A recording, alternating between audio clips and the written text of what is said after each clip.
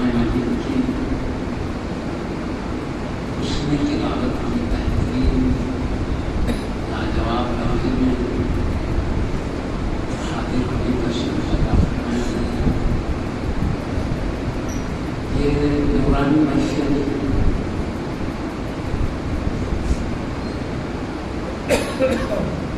حضرت تاجر القرآن ادیب دین صاحب مفسر جدید حضرت علامہ حافظ القاری محمد عبداللہ قریشی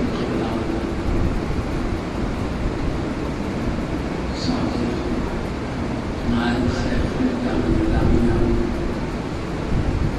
خطیب البراءتی ادام اللہ فضل العالیہ سالانہ مسلم شریف کی مبارک منعقد کی گئی ہے.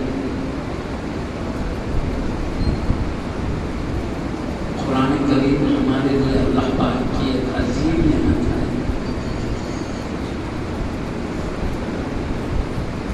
اللہ کا احسان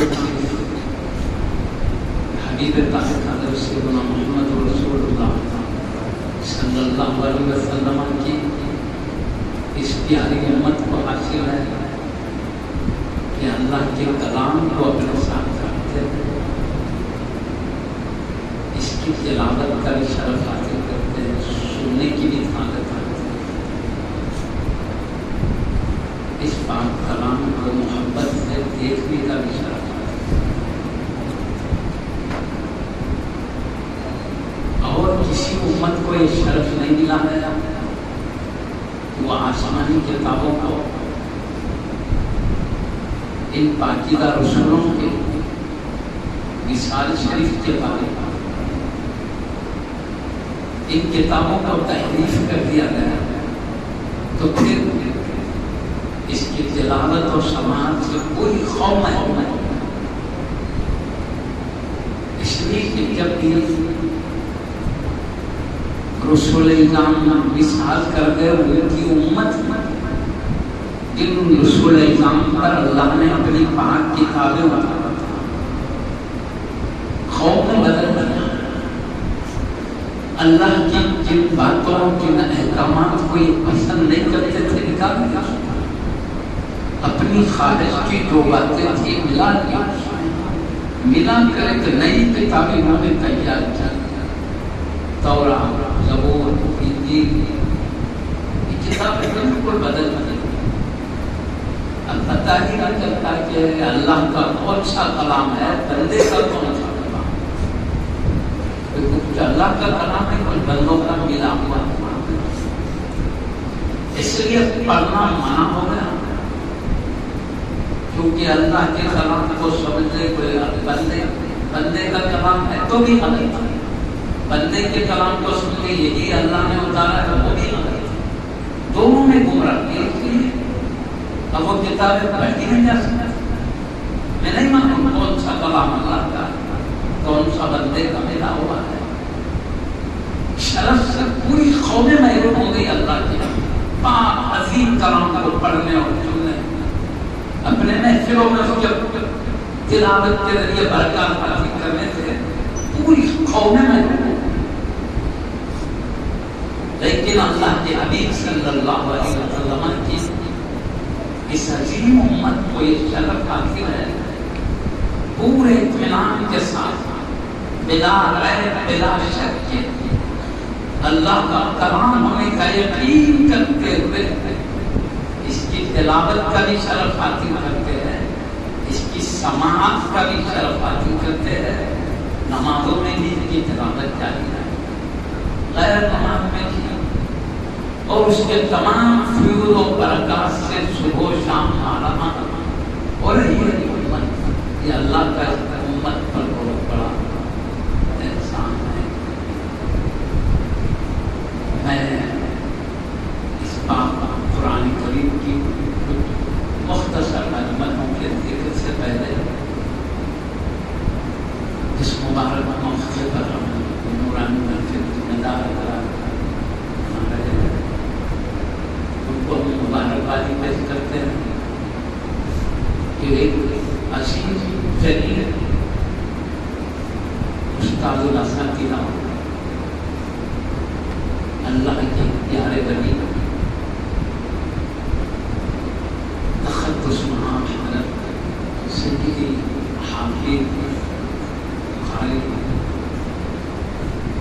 محمد عبداللہ قریشی اللہ صادق ہمارے شیخ الجامعہ جامعہ علیہ رحمت والاسلام کے ذکر مبارک کی نورانی محفل منعقد کیا اس میں اس مبارک موقع پر رب العالمین کے کلام کی تلاوت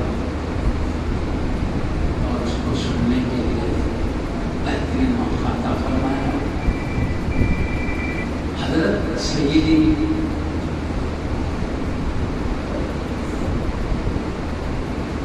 حافظ قاری محمد عبداللہ القریشی علیہ رحمت الرحمن اللہ کے ولی تھے. اللہ نے ان کو تمام خوبیوں کا جامع بنایا. آپ نے ہندوستان کی جو عظیم یونیورسٹی جامعہ نظامیہ ہے آپ نے اس کی اعلیٰ تعلیم حاصل فرمایا جس میں قرآن کریم اس کی تفسیر حدیث شریف فقہ ادب منطق مختلف علوم میں آپ نے اپنے مہارت حاصل کی. اعلیٰ درجے تک آپ نے مہارت پایا. اس کے بعد آپ نے اور بھی اعلیٰ تعلیم کے لیے مصر کے جامعہ ازہر میں داخلہ لیا. مصر کی جامعہ ازہر میں بھی آپ نے جو دنیا کی عظیم یونیورسٹی ہے دینی درجہ ہے وہاں سے بھی آپ نے خوب علوم کے ذریعہ اپنے قلب میں بہایا ہے. پھر وہاں کے تمام فیوز و برکات کے ساتھ گزارا اپنے ملک ہندوستان تشریف لائے. اپنے شہر حیدرآباد میں تشریف لائے تو آپ کی علمی جلالت و شان اور آپ کے تمام کمالات و خوبیوں کی وجہ سے جامعہ نظامیہ نے شرف حاصل کیا کہ حضرت کو جامعہ نظامیہ میں شیخ الادب کی حیثیت سے آپ کا انتخاب کیا. آپ سے معروضہ کر کے جامعہ کے جمی طلباء پر اپنا فیضان جاری کرنے کے لیے آپ سے خواہش ظاہر کریں. آپ نے اس عظیم ہم سب کو قبول فرمایا اور اپنے زندگی کے آخری لمحات تک آپ ان طلباء کرام پر اپنی علمی فیوز کے چشمے جاری فرمائے. ہزاروں آپ کے علماء فیض پانے والے طلباء وقت کے بڑے بڑے علماء بن کر آج پوری دنیا میں چمک رہے ہیں اور ہر ایک اپنے اپنے مقام سے اپنے فیض پائے علوم کو امت تک پہنچا رہے ہیں. مدارس قائم کر کے مدارس میں بھی علماء کو تیار کر رہے ہیں. اس طرح آپ کا فیضان رکا نہیں ہے, شاگردوں کے ذریعے جاری ہے. انشاءاللہ تعالی قیامت تک یہ آپ کا فیضان کا سلسلہ جاری رہے گا. نعرہ تکبیر, نعرہ رسالت, نعرہ حیدری. یہ منقطع ہونے والا عمل نہیں ہے, ختم ہو جانے والا عمل نہیں ہے. اللہ کے حبیب صلی اللہ علیہ وسلم نے ارشاد فرمایا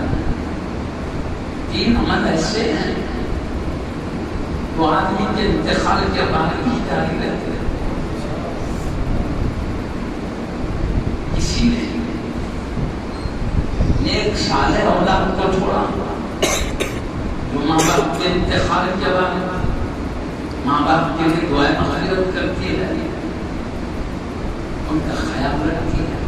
یہ جاری رہنے والا آخر خرابی ابھی پھر دوسرا کسی نے مسجد قائم کیا تو جب تک مسجد باقی ہے بنانے والے انتقال نہیں کر جائیں تو جب تک مسجد باقی ہے نمازیں ادا ہو رہی ہے مسجد کے بنانے والوں کو مسلسل اجر و ثواب ملتا رہتا ہے. ایسے ہی کسی نے مدرسہ قائم کر دیا جب تک مدرسے میں علم شریعت جاری ہے مدرسہ بنانے والے کے لیے اس کا فیضان جاری رہتا ختم ہونے والا نہیں تھی کرنا. کوئی علم حاصل کر کے دوسروں تک علم پہنچا دے اور وہ ایک دوسرے سے چلتا رہے انتقال کے بعد بھی مسلسل جب تک ان کا پہنچایا ہوا ہے آگے بڑھتا رہتا ہے. اس کا ثواب و اجر ان پہلے پہنچانے والوں کو ملتے چلے جاتے ہیں. بغیر باپ والوں کے اجر میں کمی ہوئے کہ تو یہ سلسلہ منقطع ہونے والا نہیں. آپ نے باکمال علماء کو تیار کیا خصوصاً عربی ادب میں آپ انتہائی بلند مقام پر فائز تھے کیونکہ آپ پہلے ہی جامعہ نظامیہ سے علم شریعت کے مختلف علوم عربی ادب میں بھی مہارت حاصل کر چکے تھے. یہ بھی سب تشریف لے گئے وہاں کے بڑے بڑے ان اساتذہ سے جو پیدائشی عربی نہیں ماحول ان کا عربی ہے ان سے صبح شام انہی کے لہجوں میں کلام کرنے کا آپ کو مزاج حاصل ہوگا. تو آپ ایک عجم کے لہجے عرب کی صحبت میں رہنے کی وجہ سے اب عربی کلام یوں فرماتے گویا کسی عرب کے پیدائش یہ شام آپ کی ہوتی. کئی مرتبہ عرب کے بڑے بڑے لوگ آتے ہمارے جامعہ نظامیہ کو بھی آتے ہیں دورہ کرتے دیکھتے یہاں کا پھیلان کیسے جاری ہے. حضرت فرعون کے ساتھ انہی کے لہجے میں عربی کلام کرتے انہیں پتہ بھی نہیں چلتا کہ یہ بھی ہندوستان کے رہنے والے ان کے کلام کو سن کر سمجھتے یہ بھی ہمارے ہی علاقے کے عربی ہے. یہ شام بالکل وہی عرب کے انداز میں عربی کلام فرماتے ہیں جیسے عرب کے لوگ ہوتے ہیں انہی کی زبان انہی کے انداز میں بات فرماتے ہیں. اس کے ساتھ ساتھ آپ نے مثل دیگر علوم کے ساتھ قرآن کے کریم کی صحیح مخارج و صفات کے ساتھ اس کا حق ادا کرتے ہوئے قرآن پڑھنے میں شہرت رکھتا ہے. آپ نے قرآن کریم کو پہلے ہی ایک خاندانی گھرانہ ہے جو آپ کے بھائی آپ کے والد کے خاندان سے قرآن کریم کو بہترین پڑھنے کا مزاج رکھتے ہیں. پھر آپ مصر جانے کے بعد اور مزید اضافہ آپ نے مختلف لہجوں میں مصری مکی مدنی رسدی یہ مختلف عربی لہجے ہیں مختلف لہجوں میں آپ قرآن کریم کی تلاوت اپنے شاگردوں کو سکھاتے ایک نہیں مختلف. ہم جب میں رہ کر قرآن پڑھیں گے تو اس کا انداز الگ ہوگا. ایک عربی سے قرآن پڑھے گا تو اس کا انداز الگ ہوگا اس کا عربی لہجہ ہوگا. تو آپ چونکہ عرب میں کئی زمانہ رہ چکے ان کے ساتھ رہ کر آپ نے قرآن کریم کو بات علمی کثرت سے پڑھے ہیں تو بالکل عربی انداز آپ کے قرآن کا تھا. ہم یہ کہہ سکتے ہیں کہ ہمارے تجربے میں جو عربی انداز کا عربوں کی طرح قرآن پڑھنے کا جو ماحول بنا ہے جو حضرت کی واحد شخصیت ہے جس کی برکت سے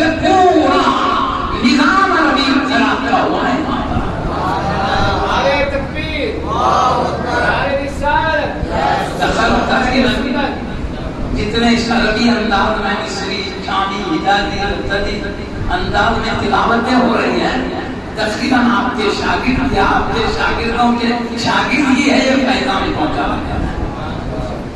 ابھی ہم نے تقریباً آپ کے پیارے شاگردوں سے پیارا کلام سنا، تو کوئی ہم فرق نہیں کر سکتے۔ اختلاف سنیں تو معلوم ہوتا ہے، اگر آنکھ بند کر کے سنیں تو سمجھ میں آتا ہے استاد محترم خود ہی حاضر ہوا، حضرت کے ہو کلام کو سن رہے ہیں۔ تو کبھی حضرت کلام کو سننا ہے تو ان کے پاکیزہ شاگرد یہاں پر نورانی پیارے انداز میں اسی تلاوت کرتے ہیں، بالکل درد پہ اپنا فیض ایسا جاری فرما دیا، یوں معلوم ہوتا ہے کہ واقعہ میں حضرت جلوہ فرما ہے، حضرت ہی قرآن کی تلاوت فرما ہے۔ کوئی ہم نے فرق دیکھا ہے؟ جو حضرات سنے ہوں گے جانتے ہیں، یہ حضرت کا پیغام ہے۔ انشاءاللہ آپ کے شاگردوں سے ہم دیکھ رہے ہیں، ان کے شاگرد وہی انداز میں یہ سلسلہ بھی کرتا ہے۔ تو جتنے عربی فن ہیں وہ بھی علماء سے جاری ہے، قرآن کریم کو قرات کے ساتھ تجوید کے ساتھ پڑھنا۔ ابھی حضرت قبلہ صدر محفل دامت برکت اللہ علیہ نصیحت کر چکے، وہ پڑھنا فرض ہے، کیونکہ یہ قرآن عربی ہے، اس میں مخارج و صفات میں فرق پڑ جائے، معنی بدل جاتے ہیں۔ معنی جب بدل جاتے تو حضرت نے کیا فرمایا، بجے رحمت کے لعنت برسنے لگ جاتی، کتنی خطرناک بات۔ تو اسی لیے قرآن کریم کو اس کے مخارج اس کے صفات کے ساتھ پڑھنے کو سیکھنا ہمیں پڑھنا ہے۔ تو جب ہی کلام کا صحیح مفہوم ادا ہوتا ہے، ورنہ ادا میں ہر بدل جاتا ہے، ادا کرنے میں غلطی ہوتی ہے۔ اگر مختلف سواب کی جگہ سین آ جائے، اسی طرح ذات کی جگہ سے یا ذات آ جائے، جو آ جائے تو کتنا بڑا فرق ہو جائے گا۔ اس کو اپنی صفات کے ساتھ پڑھنے میں معنی سلامت رہتے ہیں۔ تو یہ ایک بہت بڑا فرق ہے، اور جو فرض ہے الحمدللہ حضرت کی ذات بابرکت نے اس عظیم فرض کو بھی ہمارے حیدرآباد شہر میں جاری فرمایا ہے۔ اور میں نے کہا جیسے کہ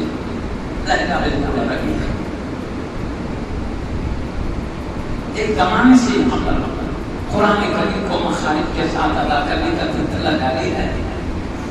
ان مخارج کے ساتھ میں جو بات کر رہا ہوں عربی انداز، وہ حضرت نے یہ بھی اس میں مزید اضافہ کیا، جاری فرمایا ہے۔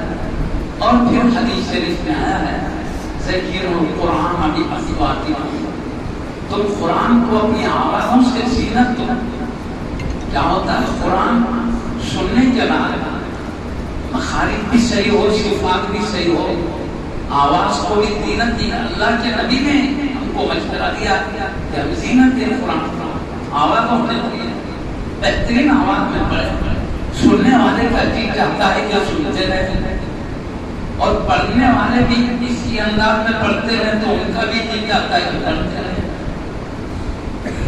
لیکن اسی کے بعد خلاف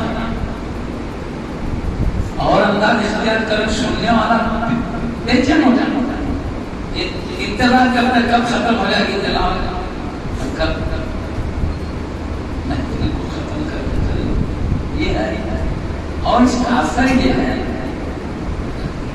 اچھے آواز میں اس کو قرآن کا حق ادا کرتے جیسے پڑھنے کا حق پڑھے، کئی غیر مسلموں پر بھی اس کا اثر پڑتا ہے۔ سب کے ذریعے دیکھنے میں آتا ہے کئی لوگ قرآن سن کر مسلمان ہو گئے، اس کی بہترین تلاوت ہو۔ جب آپ نے دیکھا بتایا اگر ایک بہترین قرآن کرام کے خراب کی غیر مسلموں نے سنا، آنکھوں سے آنسو رہا ہے کہ یہ غیر مسلم خراب تھے، وہ سمجھتے ہیں، اس لیے انکار کرتے رہنا۔ اس کلام وہ کمال و خوبی ہے، سننے کے بعد ہی پتہ چلتا ہے کہ یہ بندے کا کلام نہیں ہو سکتا، رب العالمین ہی کا کلام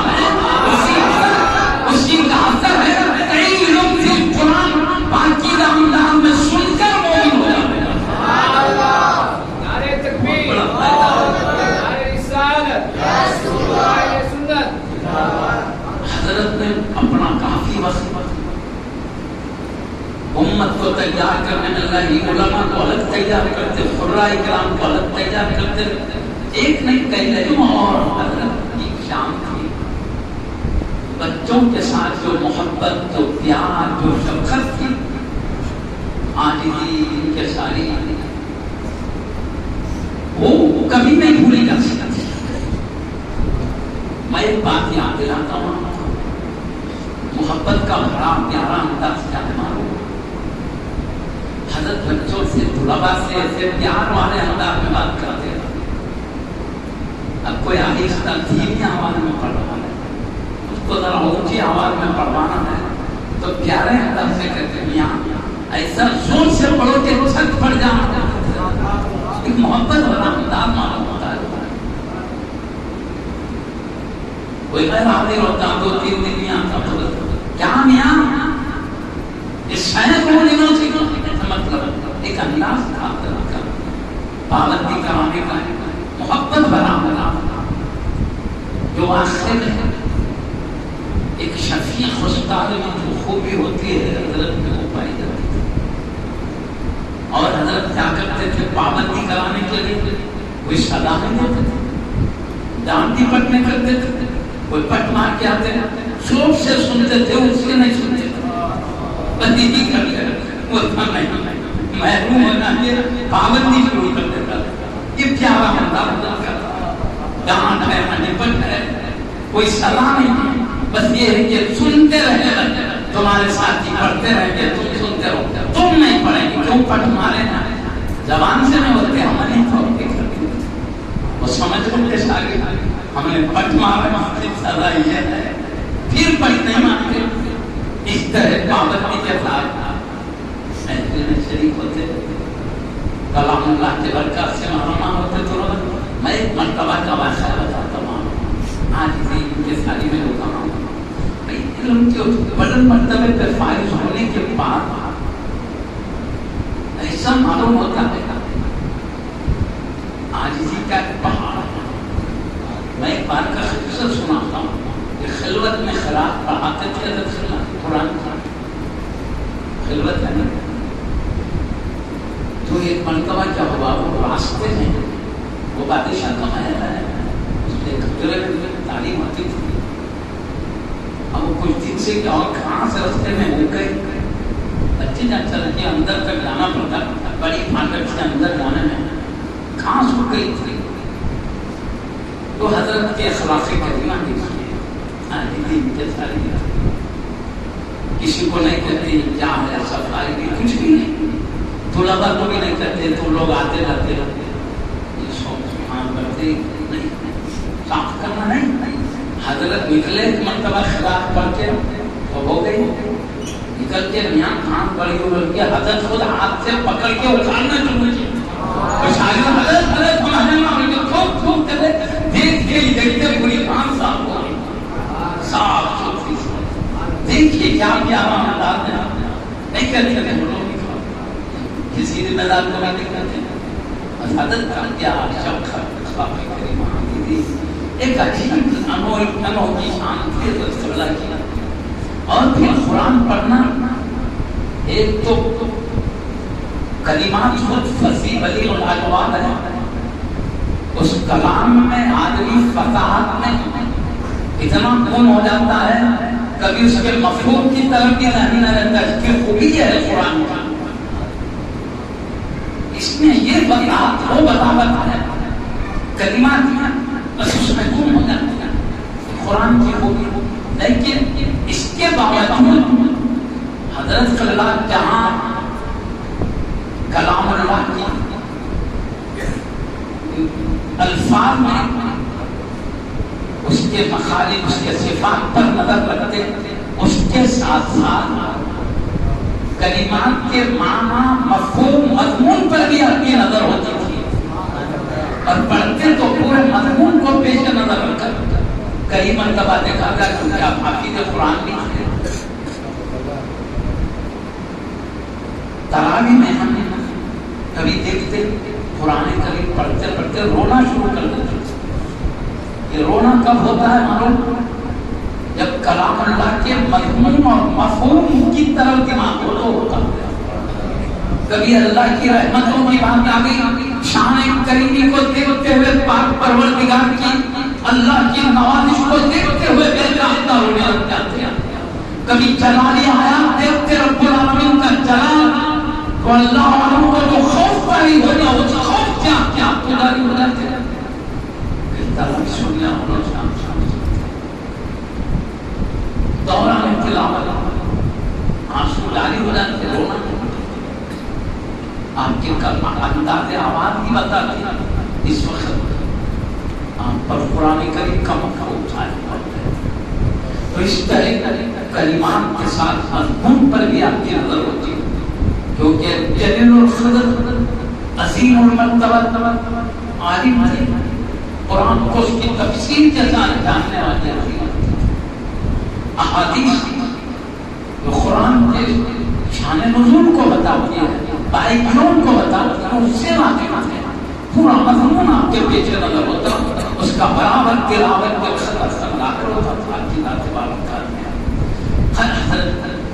ایک بے مثال عبادت ریاضت میں زہد و تقوی ہے، علمی دلالت و شان ہے. پھر اس کے ساتھ علماء کرام کو تیار کرنے میں، امت تک فیضان پہنچانے میں ایک بے مثال کہانا ہے.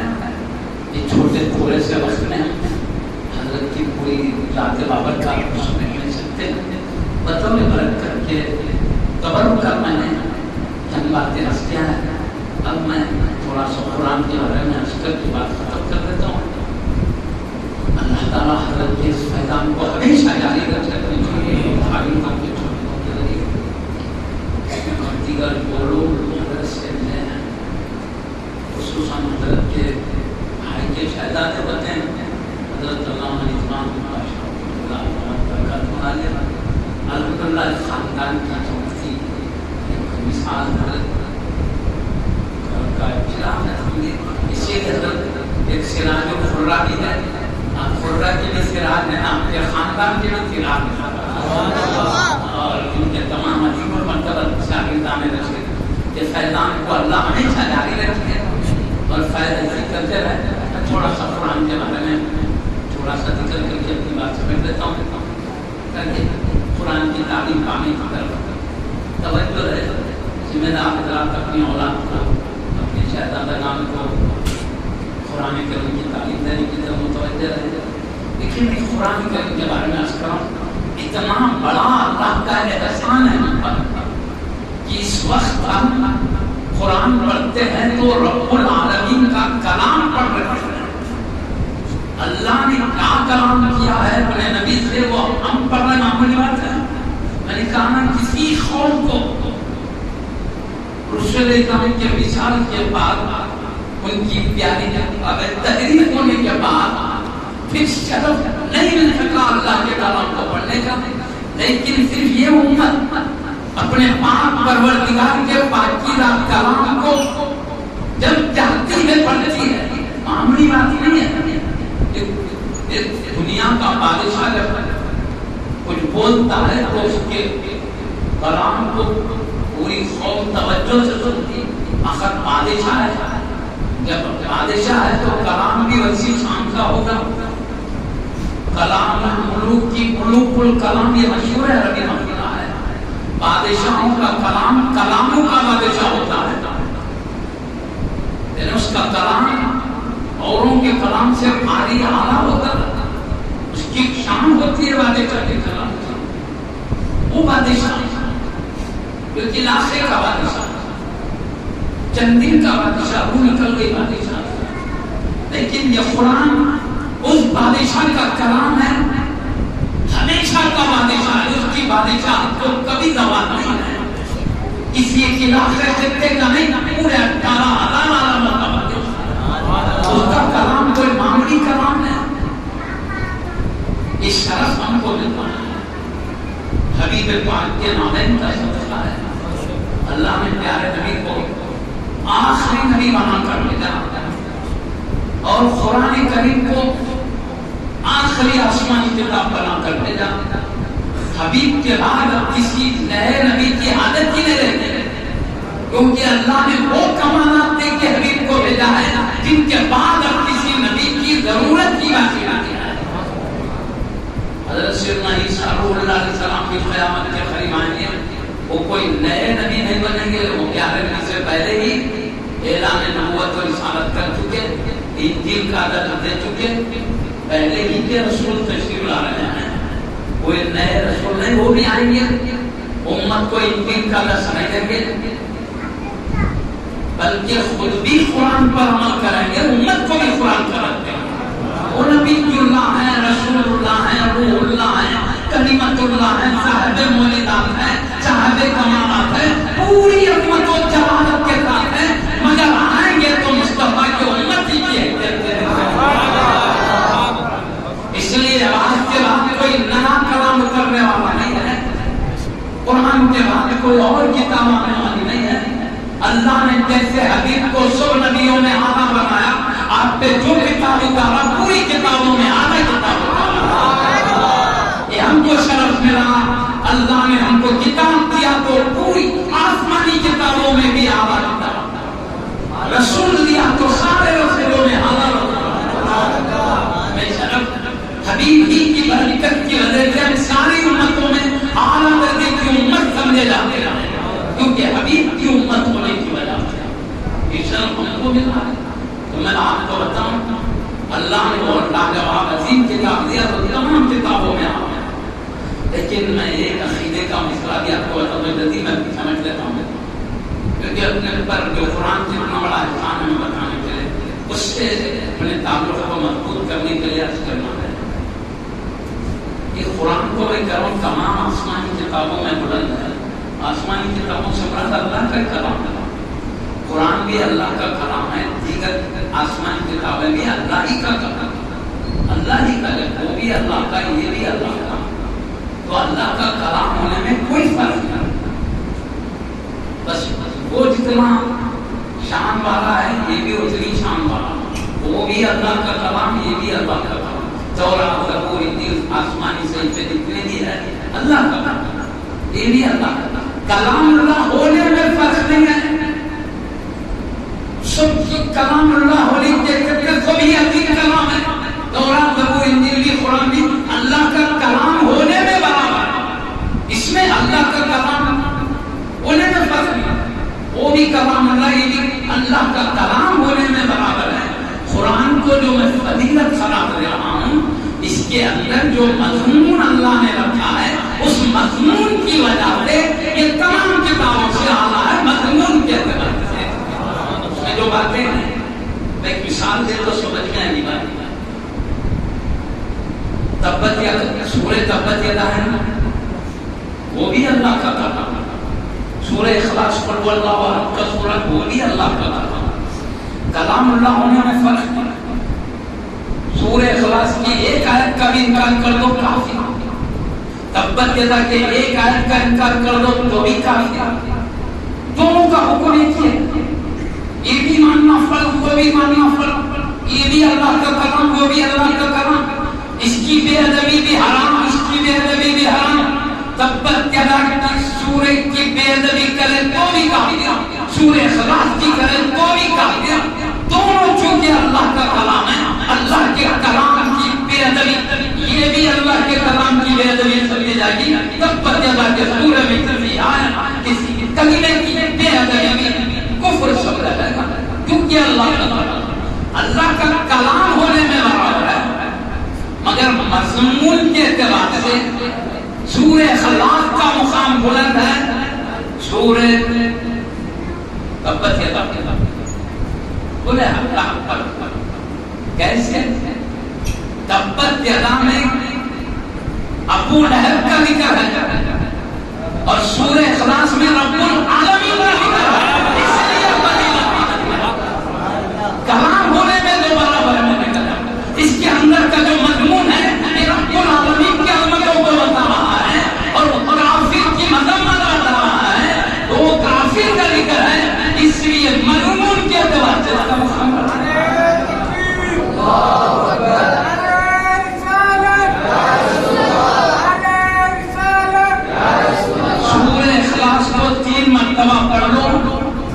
شریف میں ایک قرآن پڑھنے کے برابر تو فضیلت مضمون کے اعتبار سے ہے، لفظ کلام کے اعتبار سے ہے. یہ بھی اللہ کا کلام سمجھنے پر کلام ہونے میں دو برابر ہے، دونوں کی عظمت ایک دیتی ہے. مضمون کے لحاظ سے اس کو چلاتا ہے، اس کے اندر کے مضمون کے اعتبار سے یہ فرق کیا.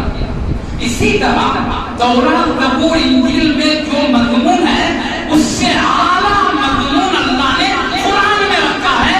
اس لیے کلام اللہ ہونے میں تورات زبور انجیل قرآن اللہ کا کلام ہونے میں برابر ہے. مضمون کے اعتبار سے اللہ نے جو قرآن میں رکھا ہے تورات زبور انجیل سے بھی اعلیٰ مضمون ہے، اس لیے اس سے بھی اعلیٰ مضمون قرآن ہے. الحمدللہ ہم جب قرآن پڑھتے ہیں تو خود اللہ کے کتاب میں جو اعلیٰ ہے وہ پڑھتے ہیں، اور یہ رب العالمین کا احسان ہے. اللہ نے جو کتابیں اپنے رسول کو عطا کیا ان کے مثال شریف کے بعد قوم نے بدلا، مگر حبیب پاک کے مثال شریف کے بعد آج تک کوئی نہیں بدل سکا، قیامت تک بھی کوئی نہیں بدل سکے. میں انشاءاللہ بھی نہیں کرتا، اگر اللہ نے چاہا تو مطلب نہیں چاہا تو بدلے گا. اللہ کا فیصلہ ہی ہے نہیں بدلے گا، اس لیے انشاءاللہ کہنے کی ضرورت نہیں ہے.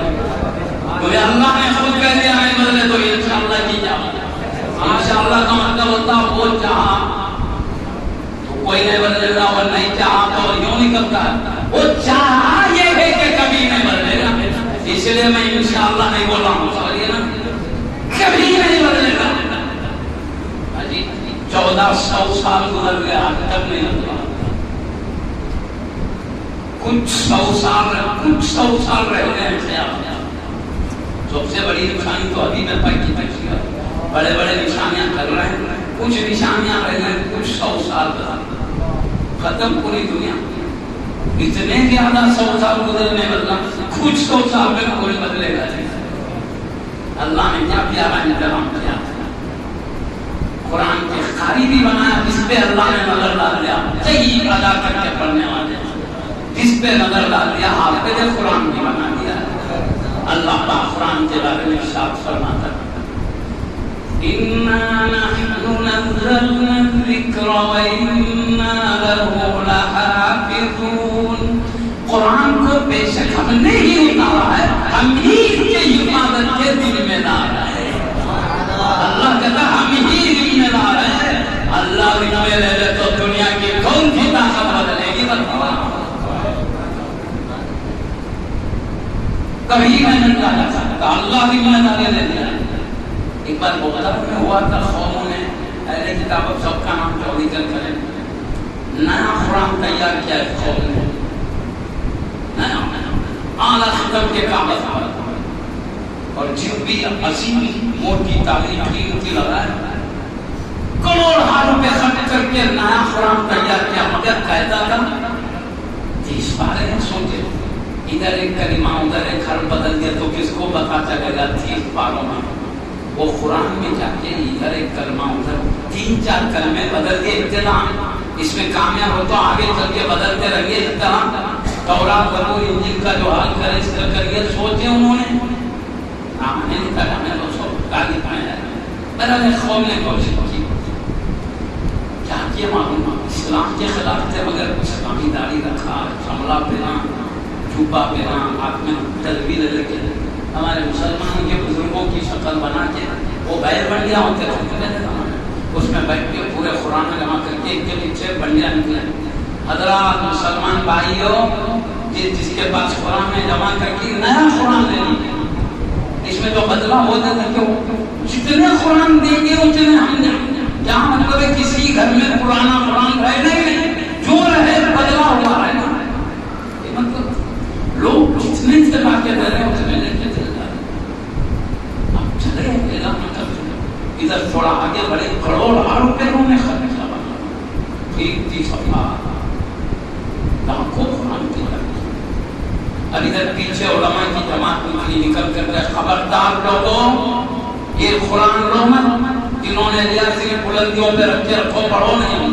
تم لوگوں کو نہیں معلوم، بات جگہ بدل دیا اگر تم نہیں جانو گے انسان کا بدلا ہوا کلام اللہ کا سمجھو گے گمراہ ہو جاؤ گے، نہیں پڑھنا ہوگا جب تک کہ تم کو نصیحت نہ کر دیں، نہ پتا بتا دیں کہاں کا مطلب، جب تک بس اوپر. اور یہ قرآن کو اپنا جو قرآن سلامت رکھو، دیکھ کر مت لینا، اعلان کر دی کرتے پورے شہر میں اعلان ہوگا. اب ان کو پتہ چلا اعلان ہو گیا، جس میں رد و بدل ہو گیا، 3-4 جگہ پریشان ہو گئے. ہم نے کروڑوں روپے خرچ کیا، اتنی بڑی محنت کی، آخر ایک پانی میں مر گیا معاملہ.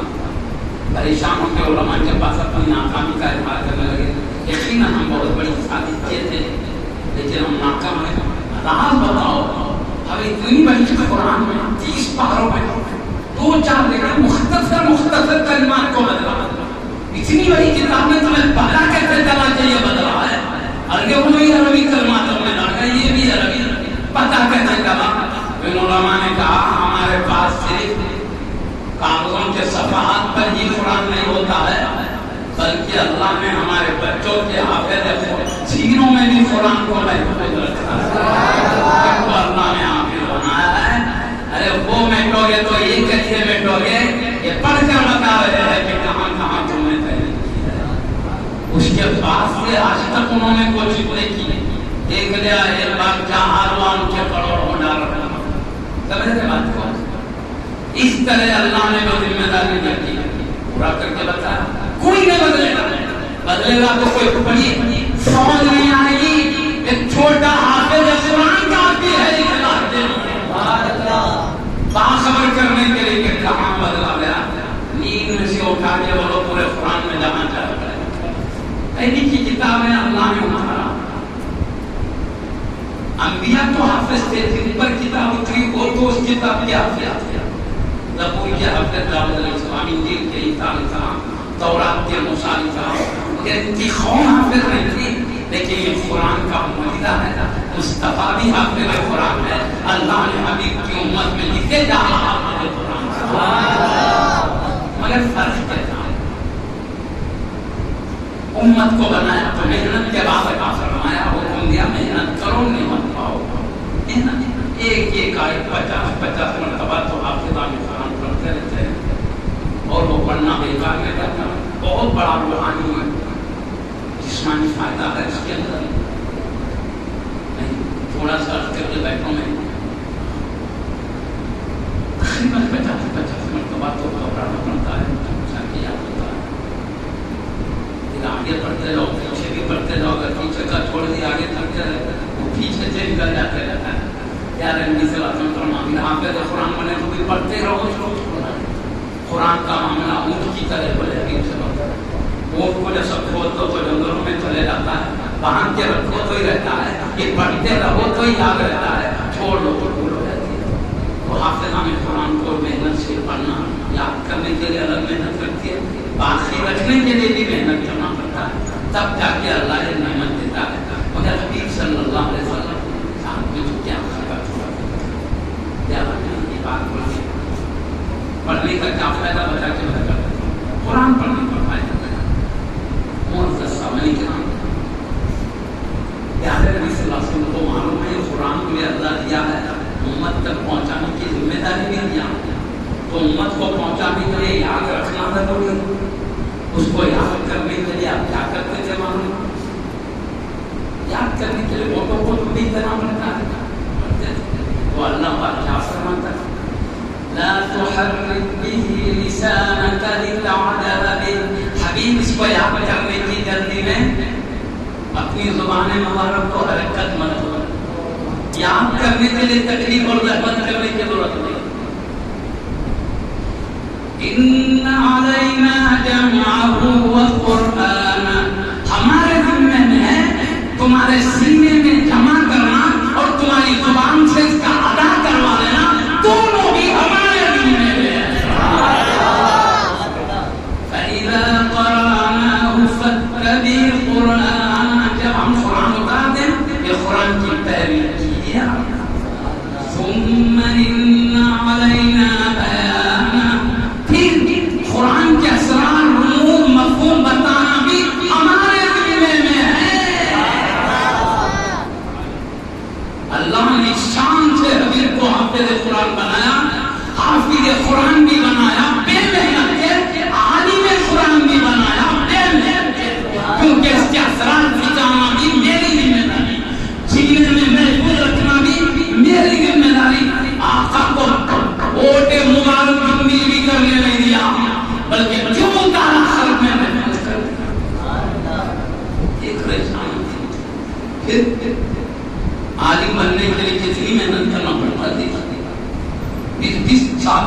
جاتے ہیں پھر بھی ایک گھوم ملتا ہے بے نہیں ہو کے بعد اور ابھی ہے دل والے کے قریب قریب حقیقت دیکھا ہے مجال دیکھا ہے ارے کیا کیا ہے اس کے اندر بہت سیکھنا پڑتا ہے تو ایک دن ملتی اللہ پاک فرماتا حبیب کچھ بھی محنت کرنے کی ضرورت نہیں ہاں قرآن صحیح پڑھنے کے لیے سب سیکھنے کی ضرورت ہے نہ نحو سیکھنے کی ضرورت ہے نہ عربی ادب سیکھنے کی ضرورت ہے نہ کسی تفسیر کو سیکھنے کی ضرورت ہے نہ اصول تفسیر سیکھنے کی ضرورت ہے نہ اصول فقہ سیکھنے کی ضرورت ہے کچھ بھی سیکھو جو سب سیکھ کر پھول پاتے ہیں اب بغیر محنت کے میں دریافت کے سینے میں ایک نظر آتی خلیفہ رسول اللہ امیر المومنین حضرت سیدنا علی مرتضی حیدر کرار رضی اللہ عنہ پر ایک نظر پڑی آپ کے فیضان کا یہ حلوہ آپ فرماتے ہیں اگر میں سورہ فاتحہ کی تفسیر کر دوں 70 اونٹ اس کو سنبھال نہیں سکیں گے حبیب پاک نے دن پر نظر ڈال دیا قرآن کا مفہوم اور اسرار یوں کھل گئے کہ صرف سورہ فاتحہ جو ایک صفحے میں لکھا جا سکتا ہے اب فرماتے ہیں 70 اونٹ نہیں سنبھال سکیں گے وہ اسرار کے اندر تیرے بتاؤں گا بتاؤ سیکھنے والے حیدر کرار رضی اللہ عنہ کی یہ چاہ ہے سکھانے والے لوگ جو ہر کے سامنے تیار ہے اللہ نے کہا پھر میرے ذمہ میں ہے تمہارا بیان تو اس طرح اللہ نے حبیب کو پورے مفہوم کلمات سب بے محنت میں سکھایا خیر بہرحال معزز سامنے کرام حبیب پر اللہ کی خاص نگاہ کرم ہے میں آپ سے عرض کروں قرآن پڑھنے کا فائدہ عام ان کو بھی پڑھنا ضروری ہے بلکہ اپنے لیے نماز پڑھنے کے لیے سورتیں سورہ فاتحہ دیگر سورتوں کی ضرورت ہے نماز پڑھ رہے تو اس کے بقدر ضرورت ہم کو سورہ سیکھنا بھی فرض ہے آپ کا مطلب ضروری ہے ہم کو نماز کے اندر جتنی آیات ہیں وہ تو ضروری ہے دیگر احکامات جو ہمارے لیے ضروری ہے وہ سیکھنا بھی ضروری ہے جو احکامات واجب ہے سیکھنا بھی واجب ہے اس طرح طلب العلم فریضۃ علی کل مسلم ہر مسلمان پر شریعت کا علم سیکھنا فرض بخیر ہے یہ علماء سیکھتے ہیں ضرورت سے زیادہ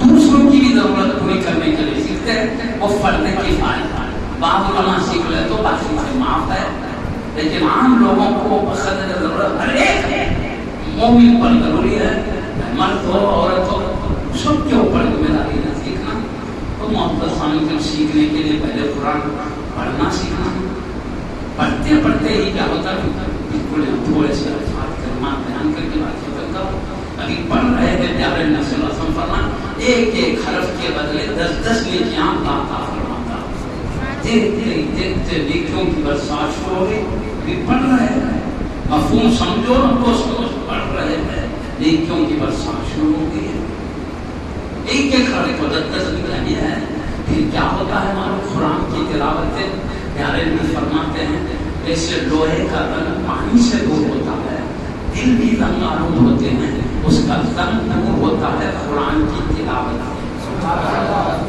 جب گناہ زیادہ ہوتے ہیں دل کالا ہو جاتا ہے سخت ہو جاتا ہے واضح و نصیحت بھی اثر نہیں کرتی پتھر پانی جذبی نہیں ہوتا نصیحت قبول کرنے کا عمل ختم ہو جاتا ہے دل بہت گناہ ہو جائے دل کالا ہو جاتا ہے سخت بھی ہوتا ہے کالا اس کے لیے کرنا کیا ہر مرض کی دوا ہے اس مرض کو دور کرنے اس کی سیاہی دور کرنا ہے سختی دور کرنا ہے تو آقا نے بتا قرآن کثرت سے پڑھو دل نرم بھی ہو جائے گا نورانی یہ قرآن کثرت سے پڑھنے والوں کا دل منور ہوتا ہے نورانی رہتا ہے اس کا اثر روح پہ بھی پڑتا ہے روح بھی منور ہوتی ہے جب روح اور دل دونوں منور ہو جائیں اس کا اثر چہروں پر بھی ظاہر ہو جاتا ہے چہرے میں نورانی ہو جاتے ہیں پکی بات ہے قرآن کی جو کثرت سے تلاوت کرتے ہیں ان کے دل ان کی روح اور یہ جتنے روحانی بیماریاں اثر کینہ کیا کیا ہے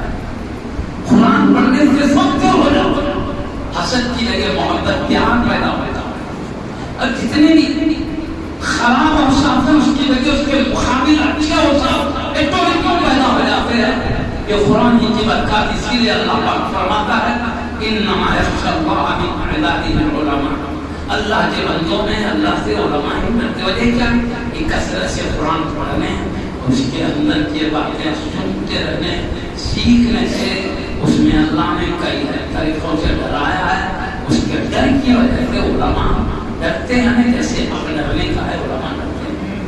ہم بھی ڈرتے ہیں علماء اللہ فرما رہا ہے. اس سے فائدہ یہ ہے تو یہ ہے قرآن کثرت سے پڑھنے سے اجر و ثواب الگ ہے. دل منور ہوتا ہے, روح نورانی ہوتی ہے, بدن پہ بھی اس کا نورانیت کا اثر ہوتا ہے. اس کے ساتھ ساتھ فرشتے جمع ہو جاتے ہیں قرآن سننے کے لیے.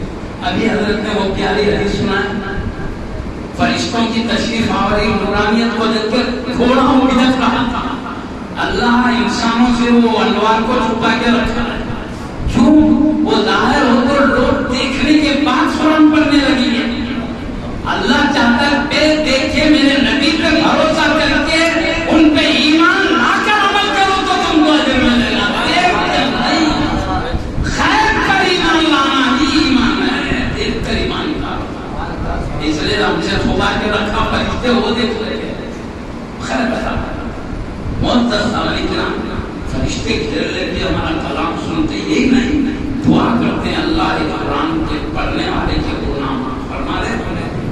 اب اس طرح ہم اتنی دیر پڑھتے رہتے ہیں, فرشتوں کی دھول میں ہوتے ہیں, دل نورانی ہوتا ہے, اجر و ثواب الگ ہے.